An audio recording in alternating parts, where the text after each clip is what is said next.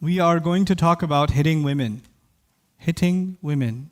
So I want to start by saying that the Prophet ﷺ, in a very well-known and sahih hadith narration, says, "La tadribu ima Allah." Do not hit the female slaves of Allah. That's the declared policy of our Prophet ﷺ. That is the sunnah policy. Do not hit the female slaves of Allah. Now, which woman is not the female slave of Allah? None of them. All human beings are the slaves of Allah. So don't hit women is basically what Allah said, or what the Messenger said, ﷺ.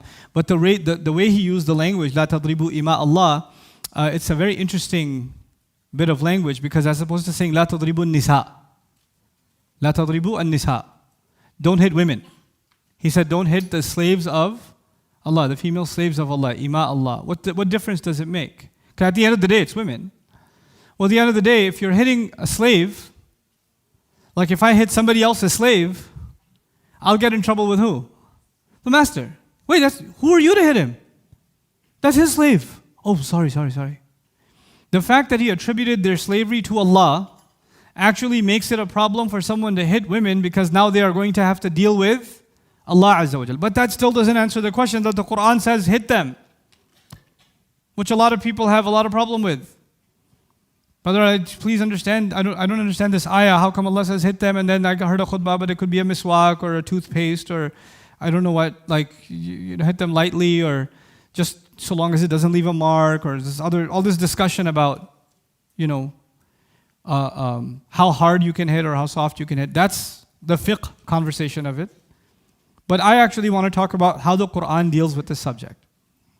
And the first thing I want to tell you is, Allah Azza wa Jal talks about how people ignore or overlook or even bury some parts of the book.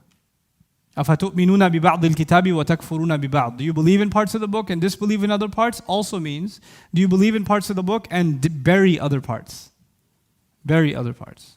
الَّذِينَ جَعَلُوا الْقُرْآنَ عِزِينَ. They took the Quran and tore it into pieces. So people like to look at part of the Quran and not look at other parts, and that is an injustice to the Quran. A surah, I keep telling you guys, a surah is a unified speech of Allah. It's one whole. You cannot take an ayah out of a surah and say that I understand it without understanding fully what's going on in the rest of the surah. Like, yes, ayat came at particular occasions, but Allah completes our understanding when the entire surah is revealed and unified as a whole. This is Allah's organization. This is how Allah organized His speech. But even a bigger crime than that is when people don't even look at the entire ayah. Forget, I'm not going to look at the surah. I'm not even going to look at the entire ayah. The ayah I recited to you is one ayah. الرِّجَالُ قَوَّامُونَ عَلَى النِّسَاءِ بِمَا فَضَّلَ اللَّهُ بَعْضَهُمْ عَلَى بَعْضٍ وَبِمَا أَنفَقُوا مِنْ أَمْوَالِهِمْ فَالصَّالِحَاتُ قَانِتَاتٌ حَافِظَاتٌ لِلْغَيْبِ بِمَا حَفِظَ اللَّهُ وَاللَّاتِي تَخَافُونَ نُشُوزَهُنَّ فَعِظُوهُنَّ وَاهْجُرُوهُنَّ فِي الْمَضَاجِعِ وَاضْرِبُوهُنَّ فَإِنْ أَطَعْنَكُمْ فَلَا تَبْغُوا عَلَيْهِنَّ سَبِيلًا إِنَّ اللَّهَ كَانَ عَلِيًّا كَبِيرًا is one ayah. That's one ayah. Part of it is وَاضْرِبُوهُنَّ, hit them. What's the only part people talk about? Hit them. If you don't understand the rest of the ayah, you can't make sense of what Allah is saying. Ayah number 34, Surah An-Nisa, the Surah of Women.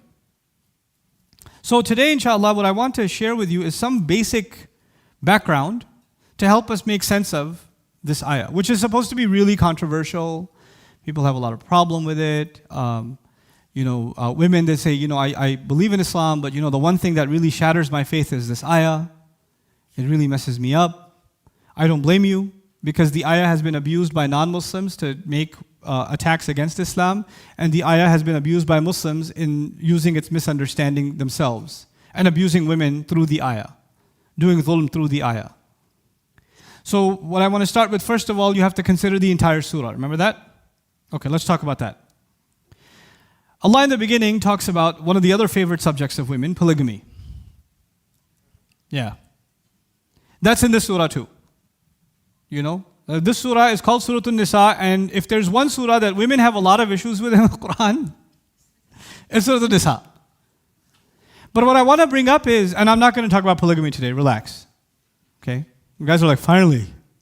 No. something I could stay awake to. No, no, no. But I will say this. How did Allah talk about polygamy? The way Allah talked about it is not a man can marry 4 women. That's how we talk about it. The way Allah talked about it is, if you have, girls, orphans in your home, فَإِنْ خِفْتُمْ أَلَّا تُقْسِطُوا فِي الْيَتَامَى فَانْكِحُوا مَا طَابَ لَكُم مِّنَ النِّسَاءِ مَثْنَى وَثُلَاثَ وَرُبَاعَ. If you're afraid you won't be able to do justice among the orphan girls, then you can marry 1 or 2 each, 3 each, or 4 each. So the scenario is somebody is raising women in their house that were orphans.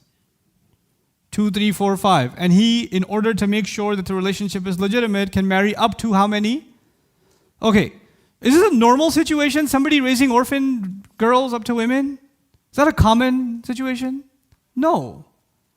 Even that, the extraction from it is mentioned later on in Surah Al-Ahzab, actually. Okay, but the way the law was introduced was through a very unusual situation. Is that much clear? Then Allah talks about inheritance, which happens at the time of death. Is death an everyday thing or a very unusual case in a family? It's very unusual, very once in a lifetime thing. Somebody's father passes away, somebody's mother passes away, a husband passes away. This is not something that happens every day. Not in a family's life. So the rare situation of divorce, or not of divorce, of death, and then how inheritance should be distributed. Then Allah talks about the strangest thing. He says, حُرِّمَتْ عَلَيْكُمْ أُمَّهَاتُكُمْ وَبَنَاتُكُمْ وَخَالَاتُكُمْ وَعَمَّاتُكُمْ. Oh my goodness. Your mothers, your daughters, your aunts, your nieces, etc., they're haram for you to marry. Why would he even say that? He says that because there are extreme, rare, crazy cases where somebody has psychological problems. And the Quran has to deal with protecting society. In Surah An-Nur I described how it deals with the most extreme fringes of society. Allah has to deal with the extreme circumstances because that craziness might exist. You and I read that ayah and say, why would I ever even have that problem? You can't marry your sister, you can't marry your aunt, you can't marry your mother. Why would Allah even say that? He would say that because there are people who have those kinds of issues. And they do. And of course, if you've been reading Freud your whole life, then it's not that far-fetched. So what I'm trying to tell you is from beginning to end, when the laws are mentioned in Surah An-Nisa, the laws are on the outside periphery of society. They are the unusual cases. They are the rare circumstances. That is actually the standard of the ayat of Sharia pretty much. It's not dealing with everyday things. It's dealing with extreme things. And by the way, most criminal law, for instance, criminal law in particular, it doesn't deal with what most people need to do. It deals with what you need to do with criminals. You understand? Now, coming back to this. If you study the entire surah, you'll find that because not normal situations are talked about, in that light, in that context, this ayah is not talking about what? A normal circumstance. It's not. So we need to understand what circumstance is it talking about. Before I go any further, I'm not interested in apologizing for the Quran. I'm not interested in interpreting it creatively to make certain groups happy. If sisters are happy with what I have to say, awesome. If they're not happy with what I have to say, awesome. Because you are female slaves of Allah, but I and we are slaves of Allah, and we have to be loyal to the book of Allah, whether somebody's happy or not. And some people are very happy with what you have to say, and some people are going to be upset no matter what you say, and you can't do anything about that. What we can do is be as honest as we can be to the book of Allah. That's it. And I'm not saying I have the perfect understanding. I don't claim that. I'm sharing with you to the best of my understanding what I've arrived at and what I'm most convinced of. So here's how it goes. Men are caretakers of women. الرجال قوامون على النساء. Men are caretakers over women. Okay. Some people have looked at the word qawam and have assumed this to mean men are authorities over women. The problem is, the word qawam has nothing to do with authority. The word qawam actually has to do with maintenance and taking care of something. It is the same origin from which we get the word al-qayyum, the name of Allah, who takes care of all creation, the one who maintains all creation. Allahu la ilaha illa huwa al-hayyul qayyum. Men are maintainers over women. They take care of women. They maintain their protection. They maintain their dignity. Now, who's been given the responsibility in this ayah? Men have. Men have. Men have been made responsible over women in that they have to take care of them. So who's the beneficiary? Women are the beneficiary in this ayah. بِمَا فَضَّلَ اللَّهُ بَعْضَهُمْ عَلَى بَعْضٍ.